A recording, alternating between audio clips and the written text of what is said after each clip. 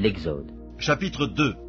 Un homme de la maison de Lévi avait pris pour femme une fille de Lévi. Cette femme devint enceinte et enfanta un fils. Elle vit qu'il était beau et elle le cacha pendant 3 mois. Ne pouvant plus le cacher, elle prit une caisse de jonc qu'elle enduisit de bitume et de pois. Elle y mit l'enfant et le déposa parmi les roseaux sur le bord du fleuve. La sœur de l'enfant se tint à quelque distance pour savoir ce qui lui arriverait. La fille de Pharaon descendit au fleuve pour se baigner et ses compagnes se promenèrent le long du fleuve. Elle aperçut la caisse au milieu des roseaux et elle envoya sa servante pour la prendre. Elle l'ouvrit et vit l'enfant. C'était un petit garçon qui pleurait. Elle en eut pitié et elle dit, « C'est un enfant des Hébreux. » Alors la sœur de l'enfant dit à la fille de Pharaon, « Veux-tu que j'aille te chercher une nourrice parmi les femmes des Hébreux pour allaiter cet enfant ?» « Va, lui répondit la fille de Pharaon. Et la jeune fille alla chercher la mère de l'enfant. La fille de Pharaon lui dit, « Emporte cet enfant et allaite-le-moi, je te donnerai ton salaire. » La femme prit l'enfant et l'allaita. Quand il eut grandi, elle l'amena à la fille de Pharaon, et il fut pour elle comme un fils. Elle lui donna le nom de Moïse, car, dit-elle, je l'ai retiré des eaux. En ce temps-là, Moïse, devenu grand, se rendit vers ses frères, et fut témoin de leurs pénibles travaux. Il vit un Égyptien qui frappait un Hébreu d'entre ses frères. Il regarda de côté et d'autre, et, voyant qu'il n'y avait personne, il tua l'Égyptien, et le cacha dans le sable. Il sortit le jour suivant, et voici,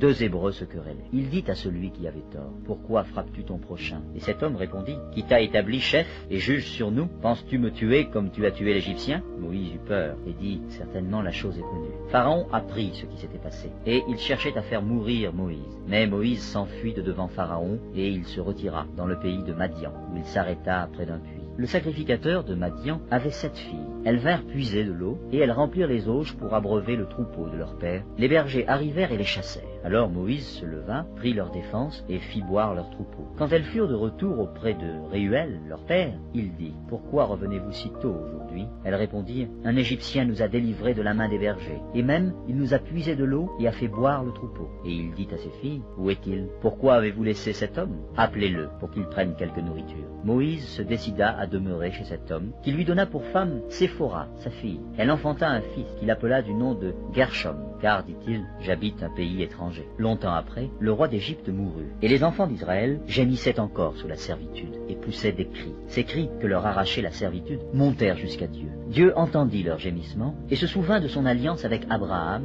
Isaac et Jacob. Dieu regarda les enfants d'Israël, et il en eut compassion.